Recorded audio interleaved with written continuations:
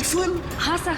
अरे लेकिन तारिका, rocket fuel तो स्पेस क्राफ्ट को स्पेस में भेजने के लिए इस्तेमाल होता है। सर कहीं आदमी रॉकेट में होगा तो? नहीं नहीं, रॉकेट में होगा तो भी क्या है, रॉकेट में होने से इसके कपड़ों पर रॉकेट फ्यूल कैसे आ सकता है Tarika? It is not possible. नहीं नहीं, ये कुछ और ही चक्कर है। क्या? Oh my god, oh my god, ये कैसे हो सकता है?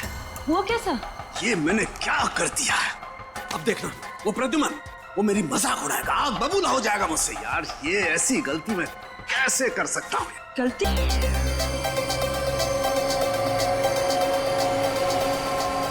गाइस गाइस गाइस गाइस, हम लोग कितना खुशनसीब है कि अब से कुछ ही देर में हम लोग मीटियोर शावर देखेंगे, और वो भी एकदम लाइव। ऐसा पहली बार हो रहा है गाइस, लाइफ में ऐसा नजारा दोबारा देखने को नहीं मिलेगा। ये देखो, अमेरिका में भी शुरू हो गया मीडिया शावर। अरे हमें इंग्लैंड के आसमान में भी दिखाई दे रहा है। अगला नंबर हमारे देश इंडिया का है दोस्तों। तैयार हो जाओ आसमान में प्रकृति की आतिशबाजी देखने के लिए। वो देखो शुरू हो गया।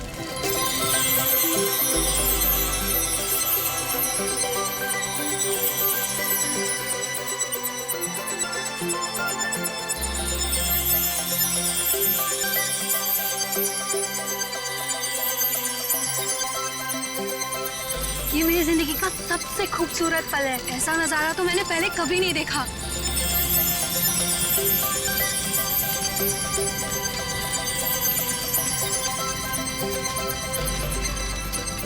हे गाइस, वो देखो, आसमान से शायद कुछ गिर रहा है।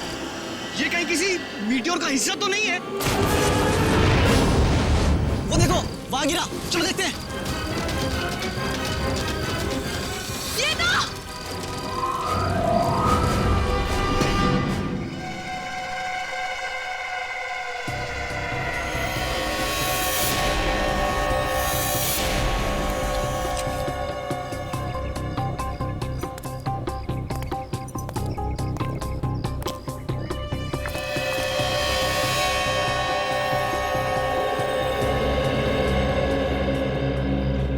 तो बहुत खराब है, हड्डियां वगैरह चकनाचूर हो गई है। हाँ सर, लेकिन ऐसा तो तभी हो सकता है जब कोई काफी ऊंचाई से गिरा हो। लेकिन सर, यहाँ कोई बिल्डिंग तो है नहीं, चारों तरफ खुला मैदान ही है। लाश आसमान से गिरी है, वरना इसकी इतनी बुरी हालत नहीं होती।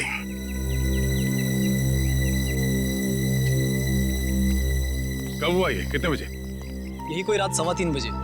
हम लोग रात को मीटियोर शावर देख रहे थे, तभी अचानक आकर के कुछ गिरा। और हमें लगा मीटियोर शावर का ही कुछ हिस्सा होगा, लेकिन जब पास जाके देखा तो लाश थी। सर, जब लाश ऊपर से गिर रही थी तब ये जल भी नहीं रही थी। अच्छा, ये केस कुछ ज्यादा ही पेचीदा लगता है। देखते हैं डॉक्टर सालुंके क्या कहते हैं इस लाश को देख के। चलो।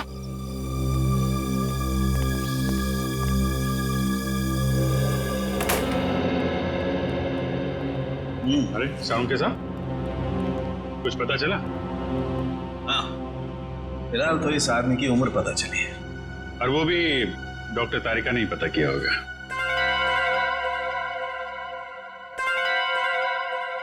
मैंने पता किया है। आपने किया है? जी हाँ। कोई शक है आपको? नहीं नहीं, शक की क्या बात है, आपने पता किया होगा तो ठीक ही किया होगा। वैसे क्या क्या पता क्या किया आपने? पता ये किया कि इस आदमी की उम्र 120 साल है। क्या 120 साल का बुजुर्ग आदमी इतनी ऊंचाई से गिर के मर गया? क्यों? कहीं लिखा हुआ है कि 120 साल का आदमी ऊंचाई से नहीं गिर सकता? आप लोगों से कुछ गलती तो नहीं हो गई? आप एक काम कीजिए, तारिका जी से कंफर्म कर लीजिए। बताओ भाई ने। हाँ अभिजीत, इनके एक्सरे स्कैन्स देख लो। देखो, ये देखिए, इनकी हड्डियां काफी कमजोर हो चुकी थी, जैसे कि उम्र के साथ साथ होता है।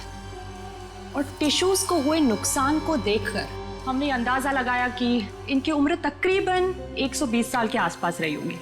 अच्छा, वैसे कितनी ऊंचाई से गिरे होंगे ये?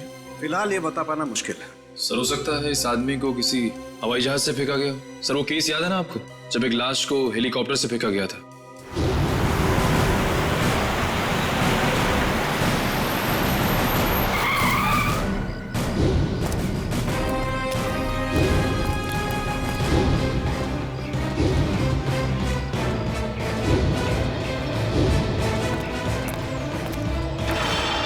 सर या फिर हो सकता है हॉट एयर बलून से, या फिर स्काई डाइविंग कर रहा होगा। अरे कैसी बातें कर रहे हो तुम लोग यार। 120 साल का बुजुर्ग आदमी स्काई डाइविंग करेगा, हॉट एयर बलून से कूदेगा। वैसे भी हमें वहां पे कोई पैराशूट वगैरह तो मिला नहीं था।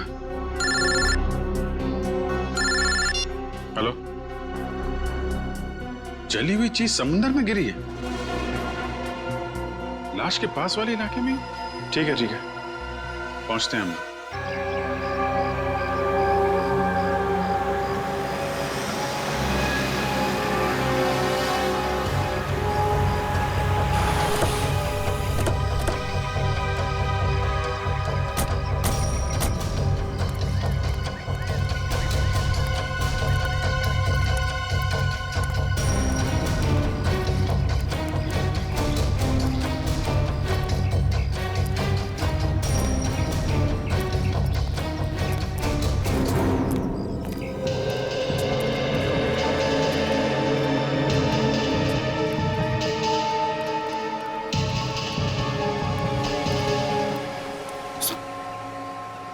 कुछ पता चला क्या गिरा था समुद्र में? नहीं सर, समुद्र में क्या गिरा अब तक कुछ पता नहीं चला।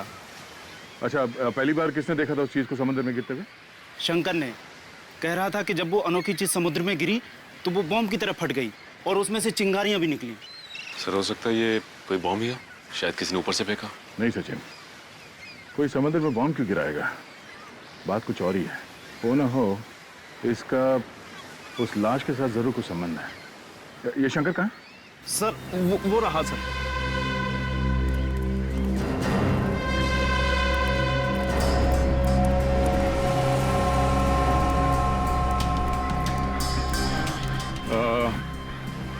तुम शंकर हो?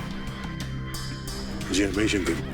हम लोग सीआईडी से हैं। एग्जैक्टली हुआ क्या था? सर करीब रात के 3 बज रहे थे। मेरी बीवी जोर जोर से खर्राटे भर रही थी, इसलिए मुझे नींद नहीं आ रही थी। क्या आपकी वाइफ भी खर्राटे मारती है? रेडी, अब अपनी वाइफ की बातें शुरू मत कर देना। हाँ, क्या कह रहे थे आप? नींद ना आ पाने की वजह से मैं कुछ देर बाहर टहलने निकल आया। तभी अचानक मैंने देखा कोई बड़ी सी चीज जोर से छपाक करके समुद्र में गिरी। एक बहुत तेज रोशनी हुई, जैसे किसी ने आग का गोला दरिया में फेंक दिया। सर हो सकता है कि अंतरिक्ष से कोई उड़न तस्तरी गिरी होगी समुद्र में, और वो 120 साल का आदमी वो भी उड़न तस्तरी से ही गिरा होगा, फ्लाइंग सॉसर से। रेडी, मैंने तुमसे क्या कहा अभी? थोड़ी देर के लिए मौन व्रत रखो, समझे? सॉरी। जी कहिए। मैं समुद्र के नजदीक आया, ये जानने कि आखिर हुआ क्या है। तभी दूर एक आदमी की परछाई दिखाई दी। आदमी की परछाई? तुमने उसका चेहरा देखा? नहीं साहब, अंधेरा बहुत था, सिर्फ परछाई दिखी। वो आदमी समुद्र से निकला और वहां उस तरफ चलकर जाने लगा। फिर क्या हुआ? मैं उस आदमी का पीछा करने लगा क्योंकि मुझे शक था, पर वो आदमी वहां सड़क पर चलकर एक कार में बैठ गया और चला गया। कार का नंबर देखा है तुमने? नहीं साहब, नंबर तो नहीं देखा, लेकिन हाँ वो सिल्वर कलर की बैक्स्टर गाड़ी थी। उसने गाड़ी चाबी से खोली या? नहीं साहब, वो कार उसकी नहीं थी, क्योंकि उसने बहुत तिगड़म करके कार का दरवाजा खोला था। सर फिर तो कार चोरी की होगी। Thank you. अब ये पता करना पड़ेगा कि शहर में कितनी सिल्वर रंग की बैक्स्टर कार है जो चोरी हुई है और उनके नंबर्स क्या हैं। सर स्पेक्ट्रोमीटर टेस्ट की रिपोर्ट आ गई है। देखिए मुझे लाश के कपड़ों में से क्या मिला है। क्या मिला?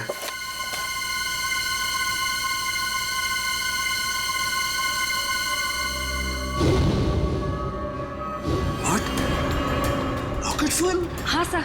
अरे लेकिन तारिका, रॉकेट फ्यूल तो स्पेस क्राफ्ट को स्पेस में भेजने के लिए इस्तेमाल होता है। सर कहीं आदमी रॉकेट में होगा तो? नहीं, रॉकेट में होगा तो भी क्या है? रॉकेट में होने से इसके कपड़ों पर रॉकेट फ्यूल कैसे आ सकता है Tarika? It is not possible. नहीं, ये कुछ और ही चक्कर है। क्या? ओह माय गॉड, ये कैसे हो सकता है? वो कैसा? ये मैंने क्या कर दिया है? अब देखना, वो प्रद्युमन वो मेरी मजाक उड़ाएगा, आग बबूला हो जाएगा मुझसे। यार ये ऐसी गलती मैं कैसे कर सकता हूँ? गलती? कौन सी गलती सर?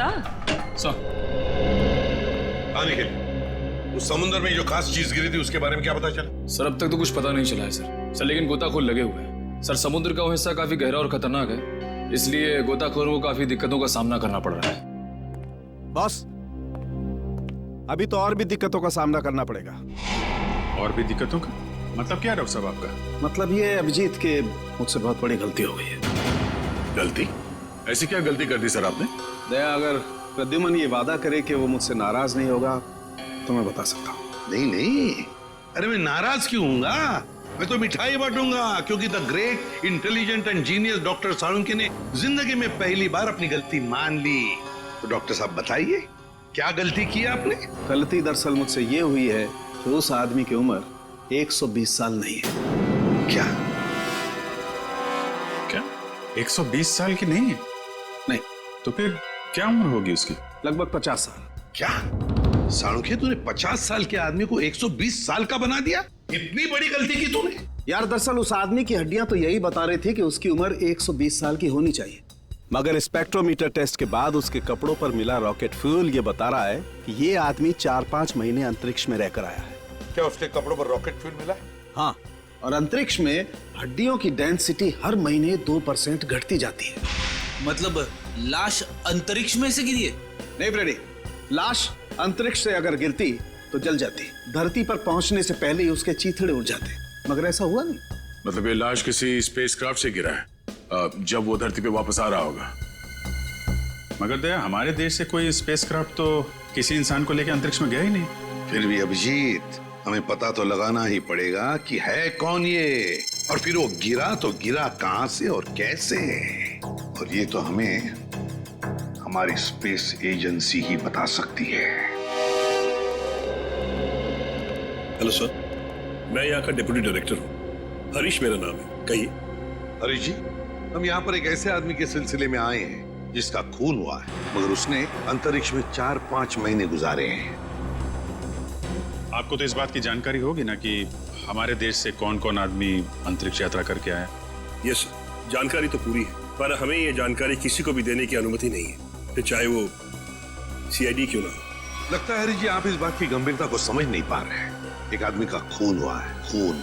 एक ऐसा आदमी जो शायद आपका साथी था, जो आपके साथ उठता बैठता था, हंसता खेलता था, खाता पीता था, और इसीलिए हम ये जानना चाहते हैं कि क्या आपका कोई साथी लापता है क्या? सर, ये जो भी इंसान है ये हमारा साथी हो ही नहीं सकता, क्योंकि अभी तक हमारे देश की तरफ से कोई भी स्पेसक्राफ्ट एस्ट्रोनॉट लेके अंतरिक्ष में गया ही नहीं है। हो सकता है कोई चोरी छुपे गया हो अंतरिक्ष में। नहीं सर, स्पेस को इतनी साधारण जगह नहीं है, हमारी जानकारी के बिना वहां जाना असंभव है, इम्पॉसिबल। अच्छा, आपके स्टाफ में से ऐसा कोई आदमी है जो आज काम पे नहीं आया? सर, विशाल सर काम पे नहीं आए हैं। विशाल काम पर नहीं आया? अच्छा, क्या विशाल कभी अंतरिक्ष में गया था? हाँ सर, विशाल सर बहुत साल पहले अंतरिक्ष में गए थे, लेकिन किसी और देश की तरफ से। एक्चुअली सर, वो हमारे यहाँ का हेड इंजीनियर है। यहाँ के हर प्रोजेक्ट की शुरुआत उसी की देखरेख में होती है।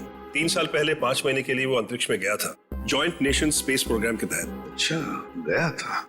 अभिजीत, साळुंखे ने भी तो यही कहा कि वो इंसान 4-5 महीने के लिए अंतरिक्ष में था। हाँ सर, विशाल सर हमें अंतरिक्ष में जाने की ट्रेनिंग दे रहे थे। और क्या विशाल का कद 5 फुट 7 इंच था? जी। फिर तो सर जिसकी लाश मिली है शायद वो विशाल ही है। मुझे तो यकीन ही नहीं हो रहा। नहीं हरीश जी, देखिए, जब तक DNA मैच नहीं होता हम यकीन से नहीं कह सकते कि वो लाश विशाल की ही है, लेकिन हमें विशाल के सारे मेडिकल डिटेल्स चाहिए और विशाल के घर का पता भी। जी।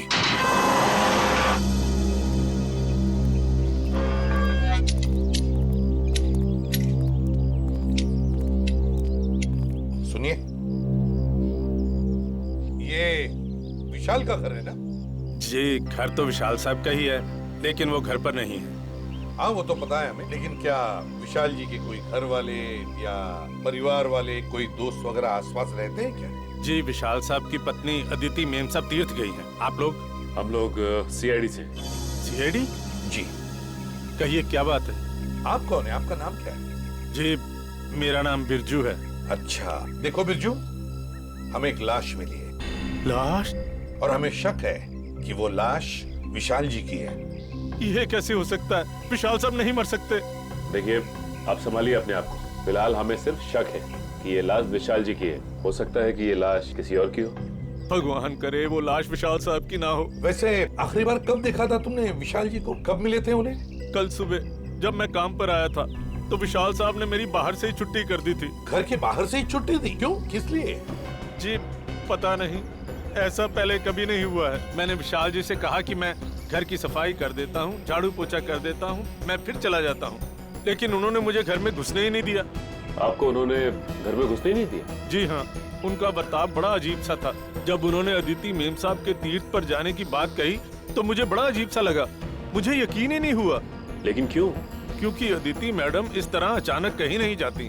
अगर वो शहर से बाहर कहीं जाती भी हैं, तो महीनों पहले वो अपनी तैयारी पूरी कर लेती हैं। अच्छा, साहब ने तुम्हें घर के अंदर आने से मना कर दिया। वैसे बिरजू, हम घर के अंदर देखना चाहते हैं। तुम्हारे पास घर की चाबी तो होगी? जी हाँ। हम ये देखना चाहते हैं ऐसी क्या वजह थी जो साहब ने तुम्हें घर के अंदर आने से मना कर दिया। जी अभी खोलता हूँ।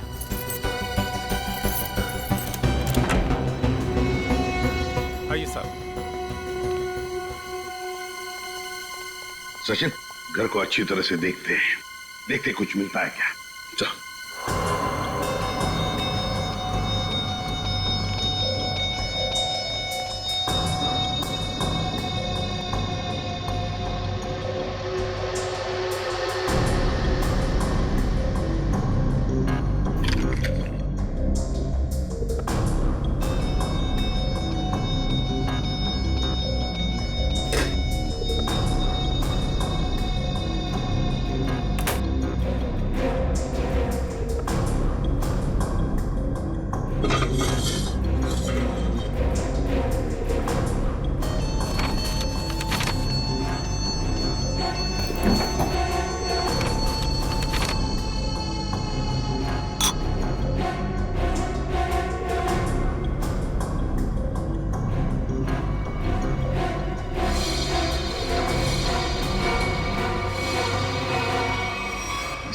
कागज के टुकड़े पर कुछ हल्का हल्का सा लिखा हुआ है।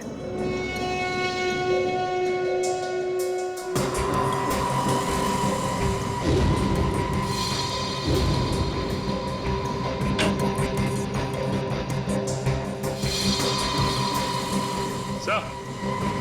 हाँ सच। ये देखिए सर, जूतों के निशान। वो इस खिड़की से इस घर के अंदर आया है, उसके जूते के निशान इस पेपर पे भी है सर।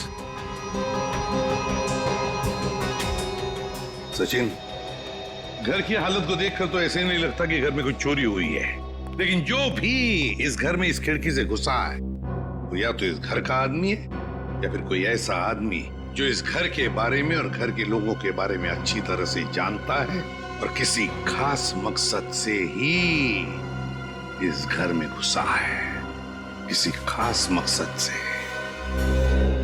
दया, वो चोरी हुई गाड़ी के बारे में क्या पता चला? सर, जगह जगह पुलिस चेकिंग कर रही है, बहुत जल्द गाड़ी मिल जाएगी।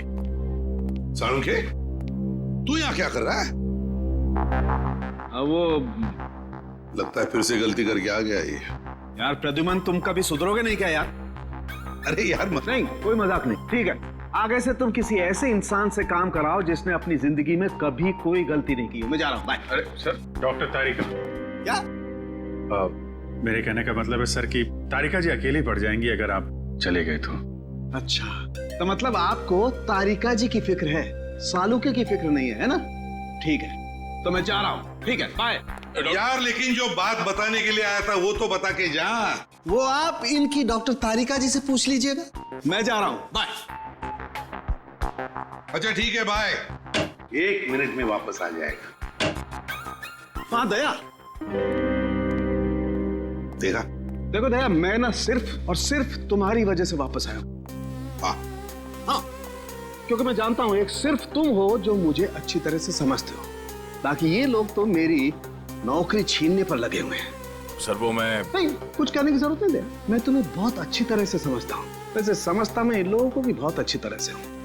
वैसे दया, जो बात तुझे बताने के लिए आया था जरा पूछ ले, क्या बात है? सर देखो दया, जो लाश आप लोगों को मिली थी ना, उसका डीएनए मैच हो गया है और वो लाश विशाल की है। क्या? विशाल की है? मतलब हमारा शक सही निकला? बिल्कुल। और जो जूतों के निशान आपको विशाल के घर से मिले थे वो किसी ऐसे आदमी के हैं जो एक पांव से लंगड़ा के चलता है। ये कैसे पता चला सालुंके सर? देखो, जब कोई इंसान लंगड़ा के चलता है तो उसका एक पैर पर वजन ज्यादा होता है और दूसरे पैर पर वजन कम होता है, और इसीलिए दोनों पैरों का अलग अलग निशान पड़ता है। वाह सालुंके साहब वाह, बड़ा तगड़ा ऑब्जर्वेशन है आपका। Thank you. समझता क्या है? वैसे सालुंके यार, वो कागज के टुकड़े जो मिले थे विशाल के घर से, उनको और कुछ लिखा हुआ था, वो क्या है?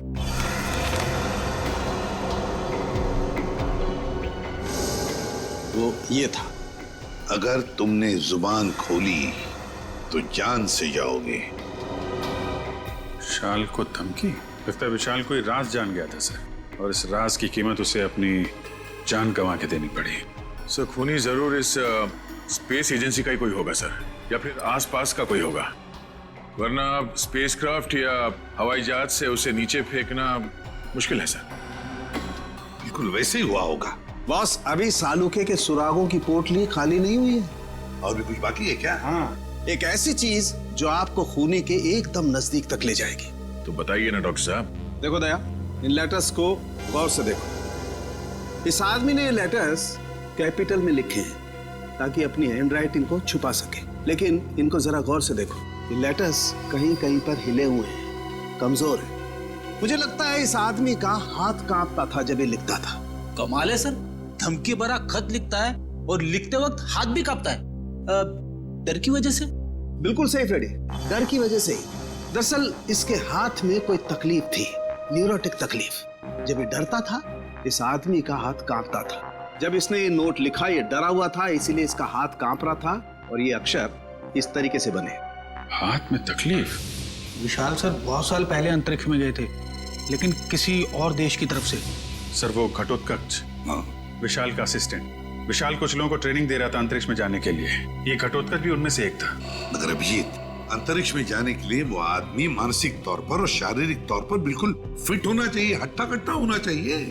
इस घटोत्कच को क्यों सिलेक्ट किया गया? उसके तो हाथ में तकलीफ है। और घटोत्कच के इस कमजोरी के बारे में विशाल को पता चला, इसलिए शायद घटोत्कच ने विशाल को अपना मुंह बंद रखने के लिए उसे जान से मारने की धमकी दी होगी। ये हो सकता है। महाराजन, क्या? देखो, सभी पुलिस स्टेशन में खबर कर दो, उसकी फोटो भिजवाओ, सब जगह नाकाबंदी करवा दो। ओके? क्या हुआ? सर ये विशाल की पत्नी अदिति, ये किसी तीर्थ यात्रा पे नहीं गई है। उसने किसी भी बस, ट्रेन या फ्लाइट की टिकट बुक नहीं करवाई। वो गायब है। अदिति गायब है? गायब है अदिति? तो फिर ये गई कहाँ? और फिर विशाल को मारा किसने और क्यों मारा? इन सारे सवालों का जवाब तो अब घटोत्कच ही देगा। घटोत्कच।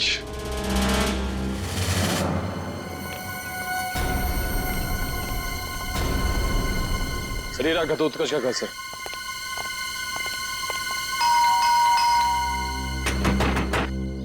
दरवाजा खोल ही नहीं रहा है। पीछे से कुछ आवाज है? हाँ।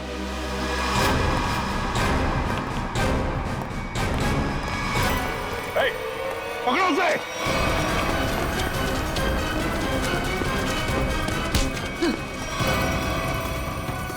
सीआईडी से भाग रहा है?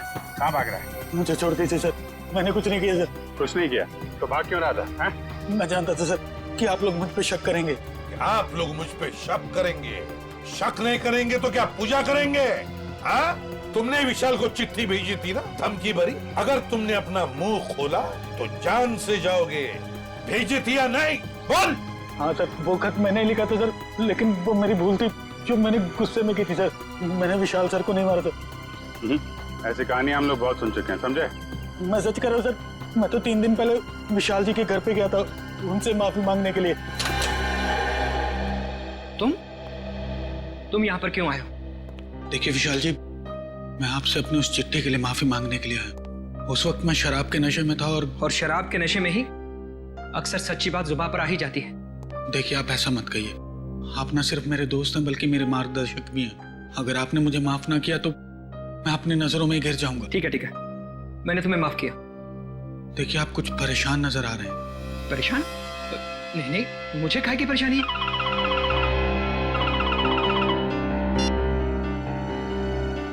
हेलो जी, ठीक है, आप जैसा कहेंगे मैं बिल्कुल वैसा ही करूंगा। लेकिन मेरी पत्नी पर कोई आंच नहीं आनी चाहिए। आदिति किडनैप हो गई और फिर किडनैपर आदिति को कोई नुकसान ना पहुंचाए, इसलिए विशाल ने ऐसी कहानी बनाई कि आदिति तीर्थ यात्रा पर चली गई। दया का फोन आ गया। अच्छा, चोरी की गई गाड़ी का पता चल गया। एक्सीलेंट।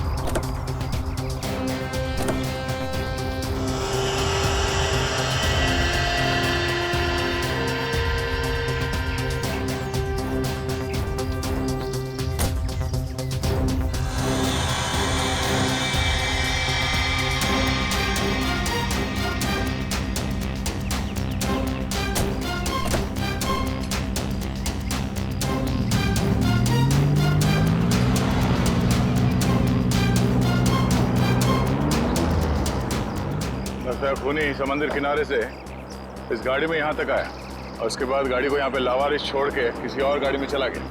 लेकिन सर गाड़ी में तो कुछ भी नहीं मिला।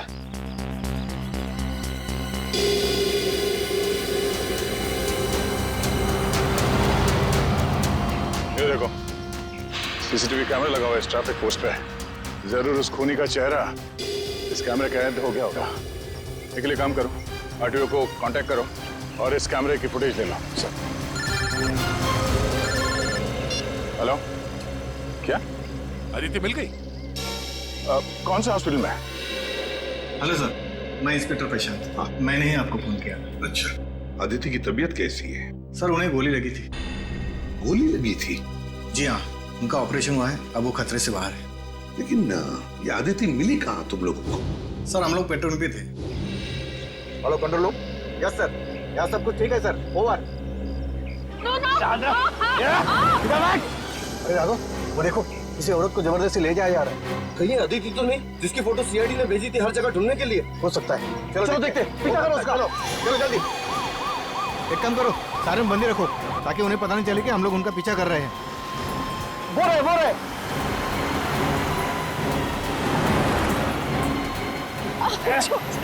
जाने दो मुझे, जाने दो ना मुझे।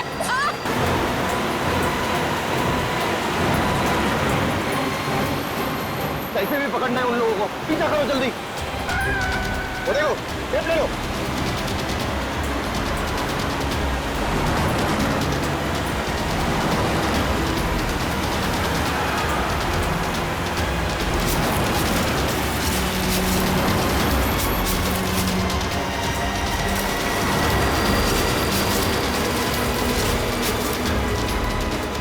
जाने दो ना मुझे।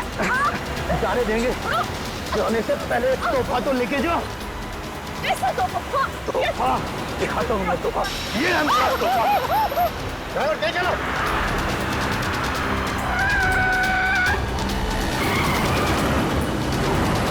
और तेज ड्राइवर।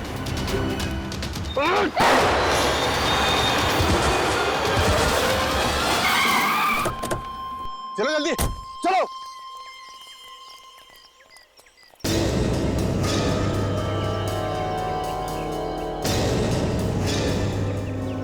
ओह नो, ये तो आदिति ही है। इसे तो गोली लगी है। चलो जल्दी से हॉस्पिटल लेके चलते हैं। चलो। उस कार को हमने रोकने की बहुत कोशिश की सर, मगर हमारा ज्यादा ध्यान अदिति जी की तरफ था, इसलिए वो लोग हमारे हाथ से निकल गए। तुम लोगों ने बिल्कुल सही किया। गाड़ी का नंबर तो नोट किया होगा? नहीं सर, उस गाड़ी की नंबर प्लेट पे मिट्टी लगी हुई थी सर, इसलिए हम लोग आधा ही नंबर देख पाए। Good job. Thank you. हम लोग आदिति से मिलते हैं। जी सर।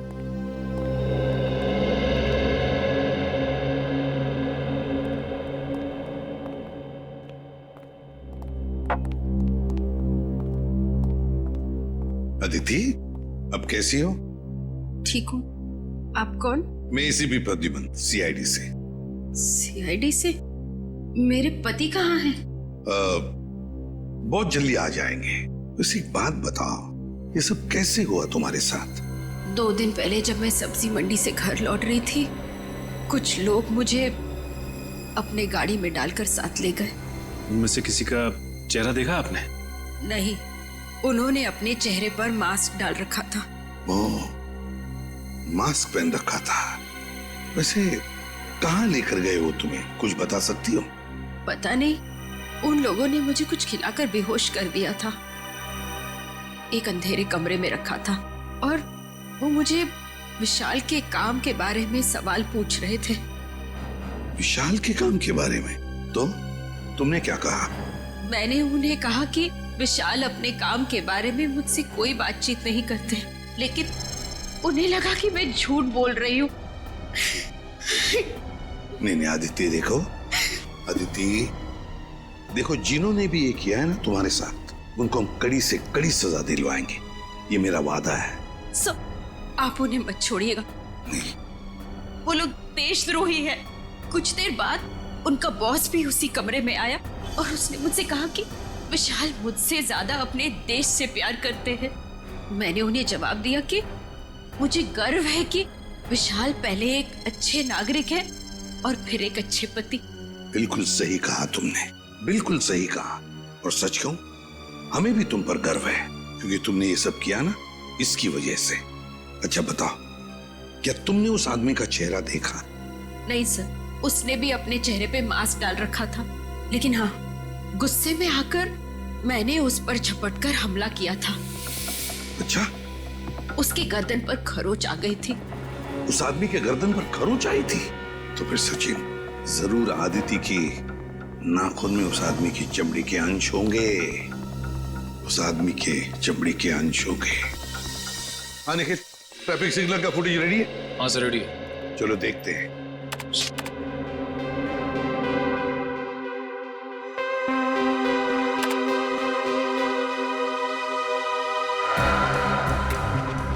तो रात का फुटेज है, समझ में नहीं आ रहा है। दिन का फुटेज दिखाओ।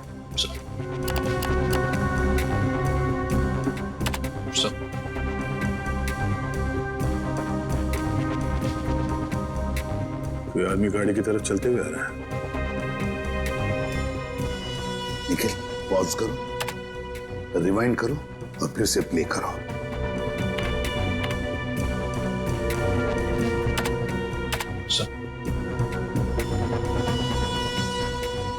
और जो जूतों के निशान आपको विशाल के घर से मिले थे, वो किसी ऐसे आदमी के जो एक पांव से लंगड़ा के चलता है।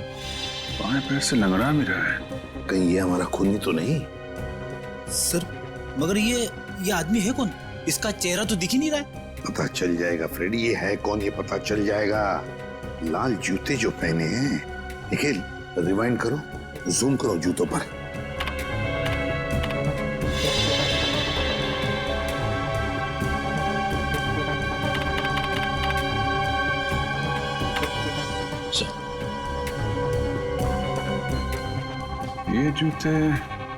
ये जूते मैंने कहीं देखे हैं सर। देखे? कहां पर? किसके पैरों में? सर, आज विशाल सर नहीं आए हैं। समीर, विशाल का असिस्टेंट सर, और वो लंगड़ा के भी चल रहा था। विशाल का असिस्टेंट समीर। अरे, दरवाजा तो खुला ही है। हाँ, कौन खून? चक्कर ना रहना, लगता है किसी को घसीट के ले जाया गया है यहां से उस तरफ।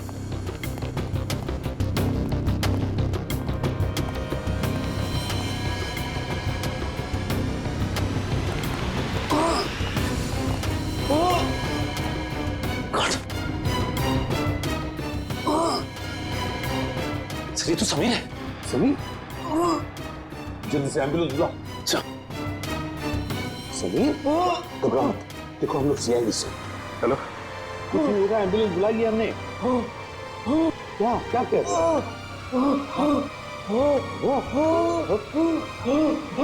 क्या बताओ बताओ। Sameer, Sameer. Okay, thank you sir. Ambulance आ रही है सर। समीर तो मर गया। माय गॉड सर, हम तो सोच रहे थे कि ये समीर ही गुनहगार है, लेकिन यहाँ तो समीर का ही किसने खून कर दिया। वही तो। इस शतरंज के खेल का असली खिलाड़ी तो कोई और ही है, कोई और ही है। समीर के घर में से जो डॉक्यूमेंट्स मिले उससे पता चलता है कि समीर विशाल के लिए काम करता था, जासूस था वो विशाल का। दुनिया के सामने समीर विशाल का असिस्टेंट और असली काम जासूसी। एग्जैक्टली। पर जब विशाल को पता चला कि स्पेस एजेंसी में कोई गद्दार है जो वहां की खुफिया इंफॉर्मेशन बाहर भेज रहा है, तो बस उसका पर्दाफाश करने के लिए उसने समीर को रख लिया काम पर, जासूस बनाकर। और इसीलिए समीर ने भी हमें कुछ नहीं बताया, क्योंकि विशाल ने उसे ऐसा करने से मना कर दिया था। हाँ, अब दया जब विशाल का खून हुआ तब शायद समीर तहकीकात करने के लिए विशाल के घर गया। पर जैसे ही खूनी को लगा कि समीर उस तक पहुंचने वाला है, उसने समीर का भी खून कर दिया। बॉस, आसानों के अदिति के नाखूनों में चमड़ी के अंश मिले? हाँ मिले ना, उसके नाखूनों में चमड़ी के अंश मिले। तो जब मैं आप लोगों को बताऊंगा कि उस चमड़ी का डीएनए किसका था, आप लोग दंग रह जाएंगे। डॉक्टर साहब, रियलिटी शो के विनर का नाम अनाउंस करने जैसा सस्पेंस मत बढ़ाइए, नाम बताइए ना प्लीज। बॉस, उस आदमी का नाम है deputy director Harish. Hello sir, मैं यहाँ का डिप्यूटी डायरेक्टर हूँ, हरीश मेरा नाम है। क्या डिप्यूटी डायरेक्टर हरीश? तभी तो समीर मरते वक्त हाँ ऐसे कर रहा था।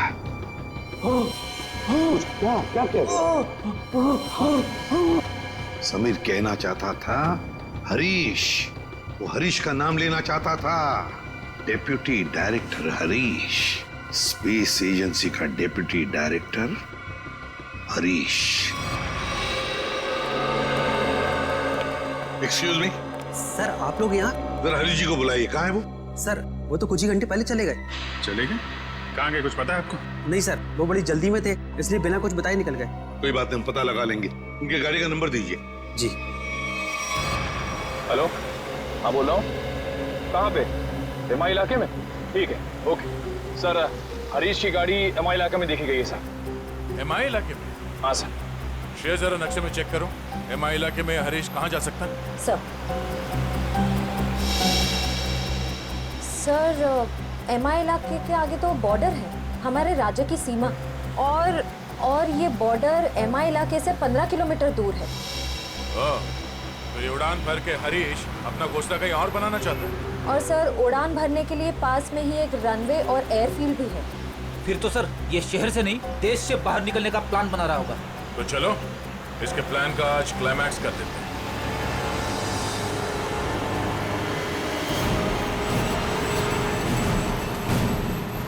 सर, वो देखिए, हरीश की गाड़ी है।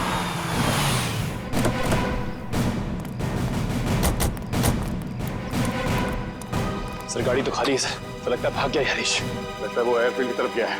चलो लेट्स गो।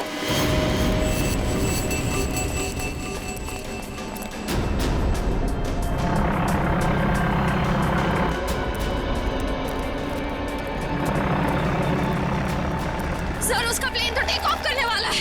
सर, अगर ये विदेश चला गया तो इसे पकड़ना और भी मुश्किल हो जाएगा। कहीं नहीं पहुंचेगा ये। Oh no.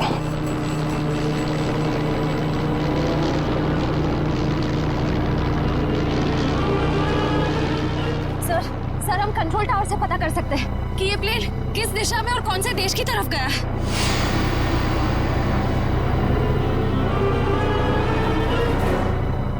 पता तो कर सकते हैं श्रेया, मगर क्या सर? पता नहीं क्यों मुझे ऐसा लग रहा है कि हम अब भी असली खून तक नहीं पहुंचे हैं। सर, इस हरीश तक पहुंचते पहुंचते रह गए सर। नहीं निखिल, असली खूनी ये हरीश नहीं है। हरीश नहीं है? तो फिर कौन है सर? अब मेरी समझ में आ रहा है कि सब किसका क्या धरा है। चलो। तुम लोगों को अपने बुरे कर्मों की सजा जरूर मिलेगी। सारा गुनाह तुम लोगों ने किया और इल्जाम मेरे मत्थे मर दिया। बात तो तेरी ठीक है, मगर सीआईडी कभी पता नहीं कर पाएगी कि असली मुजरिम कौन है, क्योंकि हमने तुम्हारे बैंक अकाउंट में पूरे 15 करोड़ रुपए डलवाए। 15 करोड़ रुपए? हाँ, 15 करोड़ रुपए, जिससे उनको लगेगा कि तुमने अपने जमीर का सौदा कर दिया है 15 करोड़ रुपयों के लिए, और अब देशद्रोही बन गए। शर्म आनी चाहिए तुम लोगों को। शर्म तो हमें आने से रही, अब तू एक अच्छे बच्चे की तरह उस नए मिशन की पूरी जानकारी हमें दे दे।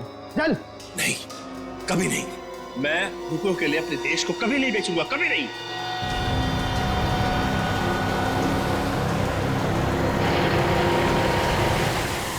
देख, मैं तुझे आखिरी बार बोलता हूँ, बता दे, जिंदा छोड़ दूंगा तुझे। वरना तुम्हारे मरने के बाद वो जानकारी तो हम हथिया ही लेंगे। एक गद्दार की जिंदगी जीने से एक देशभक्त की मौत मरना मुझे ज्यादा गवारा है, समझे तुम लोग? हाँ, मगर अफसोस, कानून और देशवासियों की नजरों में तू हमेशा एक गद्दारी कहलाएगा। नहीं रहेगा। कोई अपनी जगह से नहीं लेगा। क्या नीचे हाथ खोलो, उठ। बस।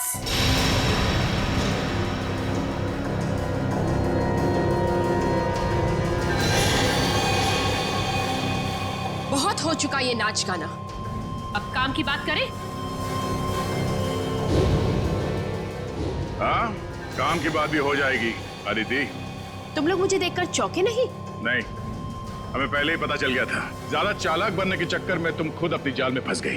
तुम्हें याद है, तुमने कहा था कि 2 दिन पहले तुमने हरीश के गले को खरोचा था। हा? मैंने उस पर झपटकर हमला किया था। अच्छा? उसके गर्दन पर खरोच आ गई थी।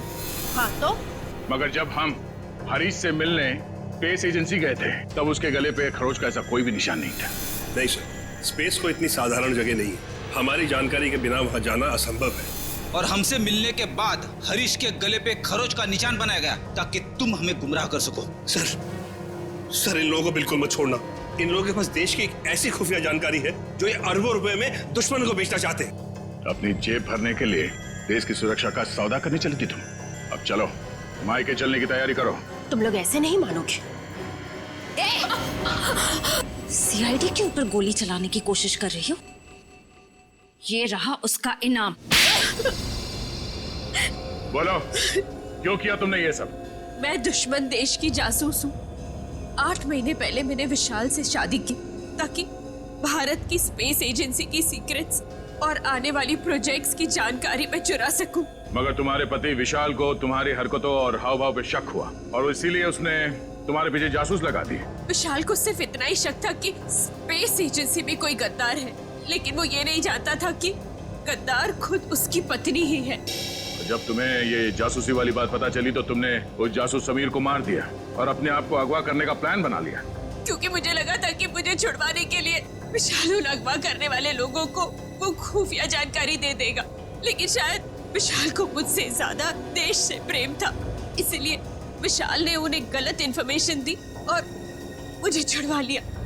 और तुम्हें इस बात का गुस्सा आया और तुमने विशाल को प्लेन से नीचे धक्का दे दिया। हाँ, मैंने प्लेन क्रैश करवाया था और खुद पैराशूट से नीचे आ गई। और फिर तुमने मुझे फंसाने का प्लान बनाया? क्योंकि मैं चाहती थी कि विशाल के खून का और इस सारी गद्दारी का इल्जाम तुम्हारे सर पर आ जाए। मगर तुमने कभी ये नहीं सोचा कि सीआईडी कभी ना कभी सच का पता लगा ही लेगी। तुम इस देश को बर्बाद करना चाहती थी, अब इस देश की खातिरदारी भी देख लो। फांसी के लिए तैयार हो जाओ तुम।